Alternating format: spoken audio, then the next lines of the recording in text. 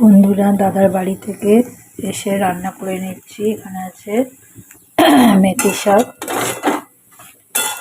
শাক করছি।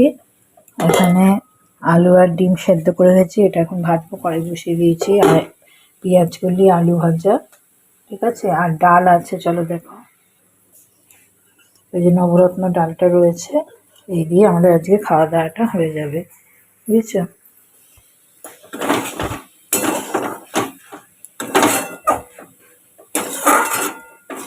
বৌদি বলেছিল দাদার বাড়ির থেকে, তারপরে আমরা আমার বাপের বাড়িতে যাব আর কি, ঠিক আছে। কিন্তু সেটা আর হয়ে ওঠেনি, যে কারণেই হোক না কেন সেটা হয়নি। এদিক ওদিক ঘুরতে গেছি, কিন্তু আর বাপের বাড়িতে যাওয়া হয়নি। তাহলে তোমাদের ভিডিও করে দেখাতাম বাপের বাড়িটা কত সুন্দর, ঠিক আছে। এরপরে যদি যাওয়া হয়, তো সুযোগ পাই যদি, তাহলে তোমাদের দেখাবো। চলো এখনের মতন আসি। সকালবেলা কি খেয়েছি বলো তো? সকালবেলা আমি খেয়েছি মুড়ি ছাতু, আর দুই ছেলের জন্য মেখেছি, ওরা পেঁয়াজ লঙ্কা দিয়ে সর্ষের তেল দিয়ে মাখা খেতে ভালোবাসে, ওদের জন্য তাই করেছি। আমার হাজব্যান্ড তো শুধু একটু মুড়ি খেয়েছে, সে কিছুতেই ছাতুটুকু খেতে চায় না। কি আর করবো, বললাম কতবার করে, তাকে রাজি করাতে পারলাম না। শেষে সে শুধু মুড়ি খেয়েছে। এই হচ্ছে আজকে সকালে আমাদের খাবার, বুঝেছো।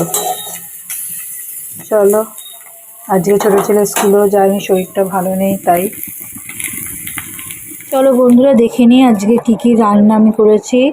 এই দেখো, তোমাদের দেখিয়ে দিই। এই যে এখানে হচ্ছে আলু আর পেঁয়াজ কলি ভাজা, এখানে হচ্ছে নবরত্ন ডাল, এটা কালকে করেছিলাম, আজকে কিছুটা রয়েছে। আর এটা হচ্ছে মেথি শাক, আর এই হচ্ছে আলু ডিমের ঝোল। মাছ ইচ্ছা করে করিনি, সপ্তাহে একদিন ডিম করবো ভেবে, ওই জন্য ডিমটাই করেছি আজকে, ঠিক আছে। চলো, সমস্ত বাসন কোসন তো গুছিয়ে নিয়ে এসেছি, এবার সবাইকে খেতে দিয়ে দিই। চলো, ঢপ মারছে পুরো।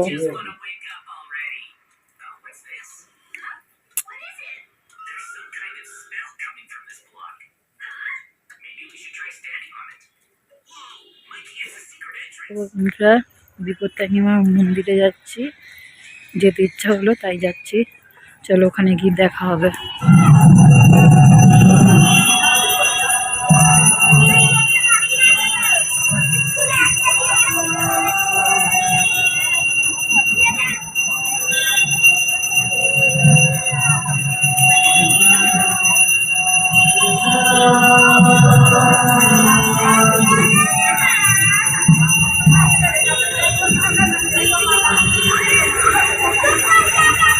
কি সুন্দর রাধাকৃষ্ণের মন্দির, এখানে বিপত্তারিণী মা মন্দিরের কাছাকাছি রাধাকৃষ্ণের মন্দির।